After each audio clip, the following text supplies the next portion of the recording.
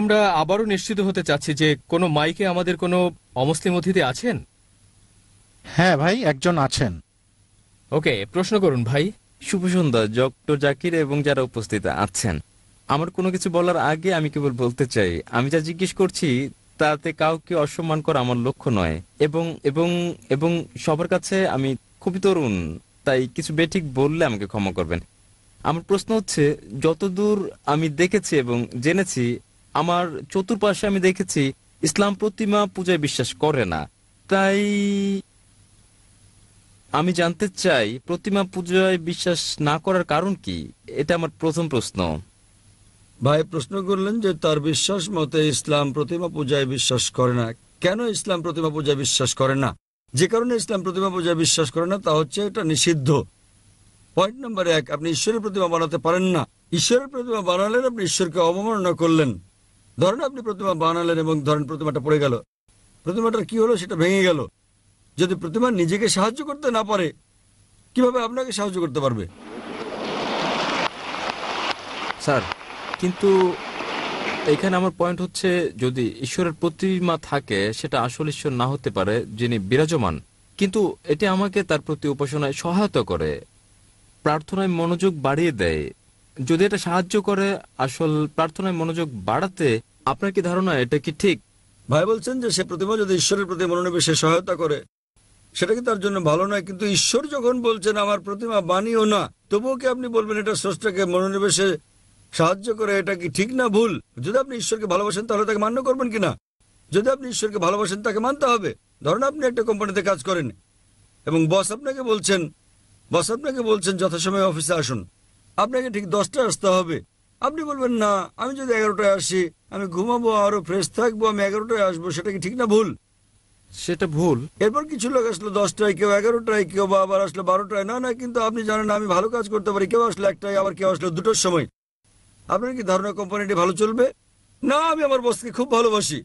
বস বলছেন যথাসময়ে আসুন, মানে 10টা। যদি আপনি বসকে ভালো না বাসেন তাহলে আপনি দেরি করে আসতে পারেন আর রেজিস্টারে লিখে দিতে পারেন আমি ঠিক সময় এসেছি। এটা হচ্ছে প্রতারণা। তাই আল্লাহ স্পষ্ট করে বলে দিয়েছেন কোরআনে যে প্রতিমা পূজা করা নিষিদ্ধ। এটা এমনকি হিন্দু ধর্মগ্রন্থে উল্লেখ করা হয়েছে, সুস্পষ্ট করে বলা হয়েছে। আমি আগেও বলেছি, শ্বেতাসূত্র উপনিষদে আছে, অধ্যায় নম্বর 4 অনুচ্ছেদ নম্বর 19, যজুর্বেদ অধ্যায় নম্বর 32 অনুচ্ছেদ নম্বর 3। মহান ঈশ্বরের কোনো প্রতিমা নেই, কোনো প্রতিচ্ছবি নেই, কোনো ফটোগ্রাফ নেই, কোনো চিত্র নেই, কোনো প্রতিকৃতি নেই, কোনো প্রতিমা নেই, কোনো ভাস্কর্য নেই, কোনো মূর্তি নেই। যখন ঈশ্বর বলছেন কোনো মূর্তি নেই, কোনো ভাস্কর্য নেই, আপনি বলছেন না মনোনিবেশ করতে আমার দেবতা দরকার। কথা কে বলেছেন? হিন্দু পণ্ডিতগণ। যখন আমি পণ্ডিতকে বলি যে এটা স্পষ্ট করে উল্লেখ আছে বেদে পূজা করা ভুল, তারা বলেন না প্রথম দিকে যখন আমি প্রাথমিক ধাপে থাকি, নিম্ন পর্যায়ে আমার প্রতিমা পূজা প্রয়োজন মনোযোগের জন্য। যখন আপনি উচ্চ স্তরে, উচ্চ সচেতনতার স্তরে পৌঁছান তখন আর প্রতিমা দরকার নেই। তাই আমি হিন্দু পণ্ডিতদের বলি মুসলিমরা ইতোমধ্যে সচেতনতার উচ্চ স্তরে পৌঁছে গেছে। স্যার স্যার তবে যদি এটা আমাকে সাহায্য করে কোনোভাবে, তাহলে ঈশ্বর কেন বলবে এটা করো না? কারণ আপনি ঈশ্বরকে হেয় করছেন। ধরেন আপনার বস বললেন 10টায় আসতে, না এটা আমাকে সহায়তা করে, আমি যদি 11টায় আসি শান্তি অনুভব করি, তাহলে আপনার বস আপনাকে বলবেন যদি আপনার সহায়ক হয় তাহলে কোম্পানি থেকে বেরিয়ে যান, অন্য কোম্পানিতে যোগ দেন, যেখানে কেউ আসে 10টায়, কেউ 11টায়, কেউ 12টায় আসে। আপনি কর্মচারীকে বললেন 10টায় আসতে, ধরেন আমি কর্মচারী বললাম দুপুর 12টায় আসবো, আমি শান্তি অনুভব করি, এটা আমাকে ভালো লাগে, আমি প্রশংসা করি আপনি খুব ভালো বস।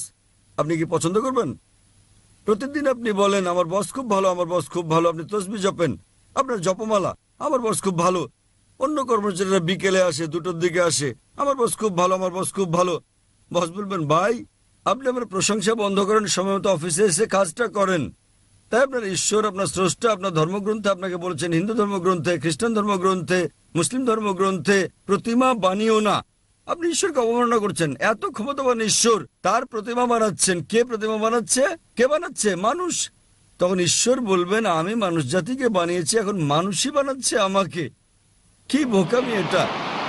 স্যার কেন আপনি করেন? যখন ঈশ্বর আপনাকে বলছেন প্রতিমার প্রয়োজন নেই, প্রতিমা ছাড়া ঈশ্বরের প্রতি মনোনিবেশ করো। স্যার আমরা ঈশ্বরকে সৃষ্টি করছি না। আমরা যখন প্রতিমা গড়ি এবং আমি ভাবি আমরা তাকে হেয় করছি না।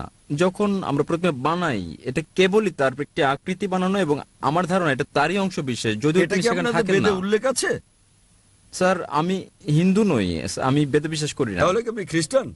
আমি যৌন। জৈন? জৈনরা কি ঈশ্বরে বিশ্বাস করে? হ্যাঁ তা করে। আপনি কি আপনাদের জৈন মতবাদ জানেন? কে আপনাদের ঈশ্বর বলেন আমাকে?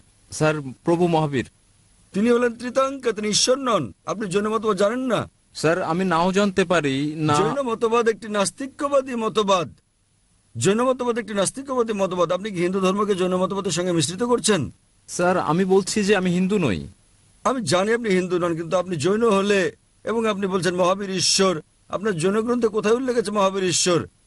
তিনি হচ্ছেন একজন ত্রিতাঙ্কা। হ্যাঁ স্যার তিনি হচ্ছেন। তিনি ঈশ্বর নন। তাই তবে আমরা তার উপাসনা করি এবং অন্য সব তীর্থঙ্করদের মতো। কিন্তু তিনি ঈশ্বর তো নন।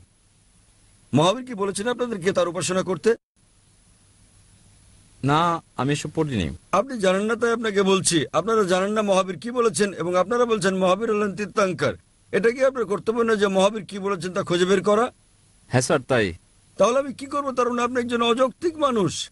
স্যার আমি কি যখন আপনি কোনো কোম্পানিতে যোগদান করেন সেখানকার নিয়মকানুন মেনে চলেন না? জি স্যার। জৈনবাদ এক ধরনের নাস্তিক্যবাদ।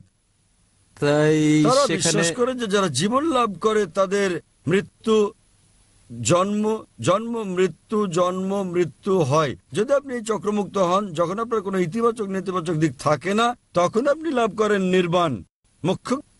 জৈনবাদ অনুসারে 24 জন মোক্ষ অর্জন করেছেন। জি স্যার। এবং মহাবীর হচ্ছেন 24তম তীর্থাঙ্কর। জি স্যার। 24তম। জি স্যার। তিনি ঈশ্বর নন। জি স্যার। তার মানে আপনি আপনার মহাবীরকে চেনেন না, জৈনবাদ সম্পর্কে জানেন না। কিভাবে আমি আপনার সঙ্গে জৈনবাদ নিয়ে কথা বলি? স্যার আমি এখানে তা বলছি না স্যার। আমি যা জানতে চাই তা হচ্ছে যে প্রতিমা পূজা। স্যার যা আপনি বলছেন স্যার কোরআনে প্রতিমা পূজা ভুল একথা উল্লেখ করার কোরআনে কারণ উল্লেখ কি? আছে, বাইবেলে উল্লেখ আছে। না, এটা উল্লেখ আছে কোরআনে, উল্লেখ আছে বাইবেলে, উল্লেখ আছে হিন্দু ধর্মগ্রন্থে যে প্রতিমা পূজা করা ভুল। তাহলে কোথা থেকে আপনি এই দর্শন পেয়েছেন? স্যার স্যার আমার বক্তব্য হচ্ছে, আমার পয়েন্ট হচ্ছে যে যেখানে আমরা ধরে নিচ্ছি যে যদি কোরআন হয় আসলে ঈশ্বর যা বলছেন, তাহলে তার মানে মানে সেজন্যই প্রতিমা পূজা ভুল। আমি যদি বলি যে আমি যুক্তি দেই, হতে পারে তা একটি পয়েন্ট ছাড়া যুক্তি। তবু যদি আমি বলি যে কোরআন ঈশ্বরের বাণী নয়, তাহলে কি আসল যুক্তি যে প্রতিমা পূজা ভুল? খুব ভালো, তাহলে আপনাকে বলতে হবে কোনটা ঈশ্বরের বাণী। যদি কোরআন ঈশ্বরের বাণী না হয় তাহলে কোনটা ঈশ্বরের বাণী বলেন আমাকে। স্যার আমি জানি না, আপনি তাই যদি আমি না জানেন আমি জানি, আপনি আমাকে অনুসরণ করেন। যদি আপনি না জানেন তো শিক্ষককে জিজ্ঞেস করেন। একজন ছাত্র বলছে শিক্ষককে 2+2=4 নয়, শিক্ষক বললেন কত বলছে আমি জানি না। কিন্তু স্যার আমি যদি জবাবে সন্তুষ্ট না যদি হই? আপনি সন্তুষ্ট না হন তাহলে কারণ সেটাই। আপনি কি আমার আগের উত্তর কখনো শুনেছেন, আমার ভিডিও দেখেছেন? না স্যার, এই প্রথম আমি আপনার বক্তৃতা শুনছি। আচ্ছা, আপনি কি আমার আগের উত্তর শুনেছেন যা আমি বিজ্ঞান সম্পর্কে এক নাস্তিককে বলেছি? আপনি কি মনোযোগ দিচ্ছেন? স্যার হতে পারে সে সময় আমি হলে ছিলাম না। আপনি কি? সে উত্তরটা হচ্ছে, যদি আপনি না থেকে থাকেন আমি অনুরোধ করি আপনি যান এবং দেখুন আমার ভিডিও ক্যাসেট কোরআন কি আল্লাহর বাণী, আমার ডিভিডি। ওকে, নামটা কি কোরআন বলবেন? কি- নামটা কি আবার বলবেন? কোরআন কি ঈশ্বরের বাণী? কোরআন কি ঈশ্বরের বাণী? এবং ইনশাল্লাহ যদি আপনি মুক্ত মনে এটা দেখেন, আপনি ইনশাল্লাহ গ্রহণ করবেন যে কোরআন ঈশ্বরের বাণী এবং বিশ্বাস করবেন ঈশ্বর একজন, যার কোনো প্রতিমা নেই, এবং ইনশাল্লাহ আপনি এটা গ্রহণ করবেন। তাই যান এবং দেখেন ডিভিডিটা, এটা 4 ঘন্টার ডিভিডি। এবং ইনশাল্লাহ আপনার কোনো জিজ্ঞাসা থাকলে আপনি আমাকে লিখতে পারেন আমার ইমেলে zakir@irf.net এ। ধন্যবাদ স্যার। হ্যাঁ বলুন, এবার ডান দিক থেকে। শুভ সন্ধ্যা। আমি আমি একটি প্রশ্ন করতে চাই খ্রিস্টানদের সঙ্গে সম্পর্কযুক্ত, যিনি করেছেন একটি প্রশ্ন আগে, এবং আপনি উল্লেখ করেছেন যে সৈন্যরা যিশুকে নিস্তার দেয় এবং তিনি তখনও জীবিত ছিলেন কবর দেওয়ার আগ পর্যন্ত। আমার প্রশ্ন হচ্ছে, যিশুকে কি আসলে শুলে চড়ানো হয়েছে, না তাকে সর্বকালের সব জ্বালা যন্ত্রণা থেকে রক্ষা করা হয়েছে? বোন, আপনার নাম কি বোন? আমার নাম রেচেল। বোন প্রশ্ন করলেন যে যখন যীশুখ্রিস্ট, তারপর শান্তি প্রসিদ্ধ হোক, তিনি সৈন্যদের হাতে আটকা পড়েন, তিনি জানতে চাচ্ছেন যীশুখ্রিস্ট তারপর শান্তি প্রসিদ্ধ হোক আসলে কি ক্রুশবিদ্ধ হয়েছিলেন এবং তিনি কি যন্ত্রণা ভোগ করেন নাকি তাকে ক্রুশ থেকে রক্ষা করা হয়েছিল। উভয় ঘটনার কোরআন এবং বাইবেলে দেয়া বিবরণে তফাৎ রয়েছে। আমি তুলনামূলক ধর্মের ছাত্র হিসেবে আমি দুটোই জানি। কোরআন অনুযায়ী পবিত্র কোরআনে বলা হয়েছে, সূরা নিসা অধ্যায় নম্বর 4 আয়াত নম্বর 157-তে বলা হয়েছে, ইহুদিরা গর্ব করে বলল যে আমরা যিশুকে হত্যা করেছি, মেরির পুত্র। কিন্তু কোরআন বলছে وما قتلوا وما صلبوه তারা তাকে হত্যা করেনি, না তারা তাকে শুলে চড়িয়েছে, ولكن شبه لهم কেবল তারা একটা ধাঁধায় পড়ে গিয়েছিল। যারা ভিন্ন মত পোষণ করে তারা সন্দিহান, إلا تبع الظن কেবল যে বিষয়টি অনুসরণ করতে হবে। وما قتلوا يقينا নিশ্চয়ই তারা তাকে হত্যা করেনি। তাহলে কোরআন অনুযায়ী সূরা নিসা অধ্যায় নম্বর 4 আয়াত নম্বর 157, যীশু খ্রিস্টকে তার উপর শান্তি বর্ষিত হোক ক্রুশবিদ্ধ করা হয়নি, তাকে হত্যা করা হয়নি, তারা ধাঁধায় পড়ে গিয়েছিল। কিভাবে এটা ঘটলো আমরা কিছুটা বিবরণ দেব। পরের আয়াতে বলা হচ্ছে সূরা নিসা অধ্যায় 4 আয়াত নম্বর 58, আল্লাহ তাকে জীবিত তুলে নেন। বাইবেলে এখন কোরআনে মুসলিমদেরকে বলা হচ্ছে তাকে হত্যা করা হয়নি, তাকে শুলে চড়ানো হয়নি, আমরা সন্তুষ্ট। তারা ধাঁধায় পড়ে গিয়েছিল কিভাবে এটা ঘটলো। এ ব্যাপারে অনেক ধারণা রয়েছে। হতে পারে অন্য কাউকে তার স্থলে রাখা হয়েছিল, অথবা হতে পারে বিষয়টিকে বেশি পাত্র দেওয়া হয়নি। কোরআনে বলা হচ্ছে তাকে হত্যা করা হয়নি, না তাকে শুলে চড়ানো হয়েছে। আমরা সন্তুষ্ট, আমরা এর বেশি জানতে আগ্রহী নই। যদি আপনি বাইবেল পড়েন, যদি আপনি কাহিনীগুলো পড়েন, যদি আপনি পড়েন গসপেল, আমরা জানতে পারি যীশু খ্রিস্টকে তার উপর শান্তি বর্ষিত হোক ইহুদিরা অভিযোগ করেছিল যে তিনি ব্লাসফেমি করেছিলেন। যদি আপনি পড়েন গসপেল অফ জন অধ্যায় 10 অনুচ্ছেদ 31 ও 32, যেখানে তিনি বলেন আমি এবং আমার পিতা এক, তাই তারা বলে নিজেকে তিনি ঈশ্বর দাবি করেছেন। তাই তারা বলে তুমি মানুষে নিজেকে ঈশ্বর দাবি করো। তো যীশুখ্রিস্ট তখন বলেছেন গসপেল অফ জন অধ্যায় 10 অনুচ্ছেদ 32, তোমাদের ধর্মগ্রন্থে কি এটা লেখা নেই যে তোমরা হচ্ছে গড? যে ব্যক্তি ঈশ্বরের বাণী বলে তাকে গড বলা হয় এবং নিয়ম ভঙ্গ করা হয়নি। তাই এখানে তারা ভুল করেছে যে তিনি নিজেকে ঈশ্বর দাবি করেছেন। তারা তাকে মারার জন্য পাথর কুড়ালো। তখন তিনি বললেন আমি অনেক ভালো কাজ করেছি, কোন ভালো কাজের জন্য তোমরা আমাকে পাথর মারছো? তাই এর উপর ভিত্তি করে 5 জন পাইলটে একটি বিচার হয় এবং পরে তাকে শুলে চড়ানো হয়। আর এর পরপরই শনিবারে ইহুদিদের সাবাত শুরু হয়ে যায়। তাদের দর্শন ছিল যে কাউকে শনিবার শুলে চড়ানো যায় না, যা শুক্রবার রাত থেকে শুরু হয়ে যায়। সে কারণে তাকে শুক্রবারে শুলে চড়ানো হয়, আর শুক্রবার বিকেলে শুলে চড়ানো হয়। তাকে শীঘ্রই শুল থেকে নামিয়ে নেওয়া হয়, কারণ কাউকে শনিবারে শুলে চড়ানো যায় না। তাই তারা তাকে শীঘ্রই শুল থেকে নামালো। যদি আমরা বাইবেলের এই বর্ণনার সঙ্গে একমত হই, আমার ধারণা যে যদি তাকে শুলে চড়ানো হয়েও থাকে তিনি মারা যাননি। সেজন্যই সৈন্যরা তাকে জখম করে এবং সেখান থেকে আপনারা দেখেছেন রক্ত বের হতে, এবং তখন তাড়াহুড়ো করে তাকে কবর দেওয়া হয়। যখন তারা তাকে কবরে রাখে, তিনি সেই কবরে ছিলেন পুরো শনিবার দিন। রোববার ভোরে পাথরটি সরে যায়। যখন মেরি ম্যাকডোনাল্ডস আসেন কবরের সামনে, তিনি দেখলেন পাথরটি গড়িয়ে সরে গেছে। তাহলে পাথরটিকে সরালো সেটা প্রশ্ন। তাই বাইবেলের এই বর্ণনার উপর ভিত্তি করে যদি আমি একমত হই, ধারণাগতভাবে বাইবেল যা বলছে তা ঠিক। এর কোথাও বলা হয়নি এই বর্ণনায় যে তিনি মারা গেছেন। সুতরাং আমরা এই বর্ণনা থেকে জানতে পারি যদি তাকে জনার নিদর্শন পূর্ণ করতে হয় যে জনা 3 দিন এবং 3 রাত ছিলেন মাছের পেটে, তাই মানব সন্তানকে 3 দিন 3 রাত মাটির নিচে থাকতে হবে। যীশু খ্রিস্টকে তাহলে বেঁচে থাকতে হবে। যদি তিনি মারা যান তাহলে যীশু খ্রিস্ট তারপর শান্তি প্রসাদকে মিথ্যে বলেছেন। গসপেল অফ ম্যাথিউ অধ্যায় নম্বর 12 অনুচ্ছেদ নম্বর 38 তিনি বলেছেন, এবং তিনি একটা ভবিষ্যদ্বাণী করেন যেহেতু জনা ছিলেন তাই মানব সন্তানকে থাকতে হবে।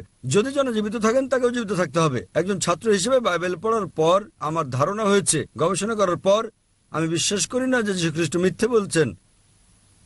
তাই তার ভবিষ্যদ্বাণী পূরণের জন্য আমাকে বিশ্বাস করতে হবে তিনি জীবিত ছিলেন, তাকে শুলে চড়ানো হয়েছিল, কিন্তু তিনি মরেননি। যদি আপনি পড়েন ডিকশনারি ক্রুসিফিকশন, CRUCIFIXION, মানে কাউকে শুলে চড়ানো এবং তিনি শুলে মারা যান। ডিকশনারিতে এমন কোনো শব্দ নেই যাতে বলা হয়েছে আপনি কাউকে শুলে চড়ানোর পরও মারা না গেলে তাকে কি বলা হবে।